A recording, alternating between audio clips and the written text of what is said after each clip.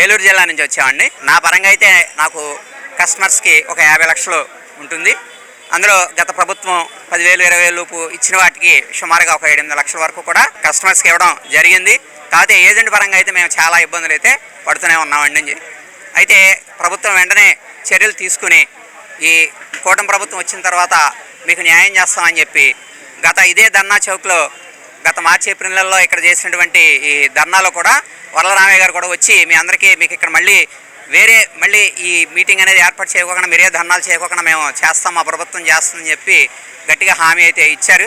కానీ ఇంతవరకు అయితే ఆ పరంగా అయితే ఎక్కడ కూడా చర్యలు అనేవి ఎక్కడ కూడా కనిపించట్లేదు. ఏ కస్టమర్స్ కూడా ఎక్కడ కూడా ఏదైనా ఇంకా రూపాయలు అనేది ఏమీ బయటికి రాలేదు.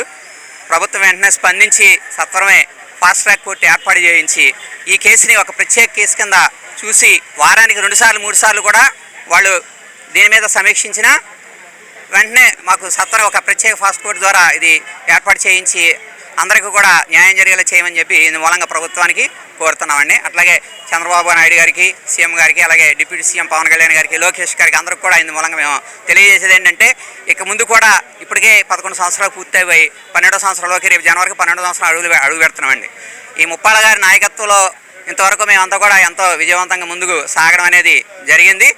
ఆయన పిలుపు మేరకు కూడా ఈరోజు కూడా ఇక్కడ ఆవేదన దీక్ష మేము తెలియజేస్తాం. కానీ ఇక్కడ ఏ విధమైనటువంటి ఆందోళన కానీ ధర్నాలు ఇంకో రకమైనటువంటి ఏమీ చేయట్లేదండి. ఆవేదన అనేది ప్రభుత్వం అర్థం చేసుకుని సత్వరమే వెంటనే ఒక 2-3 నెలల్లో కూడా మాకు వెంటనే ఈ న్యాయం అనేది జరిగేలా చేయమని చెప్పి ఇందు మూలంగా ప్రభుత్వాన్ని మేము కోరుచున్నామండి.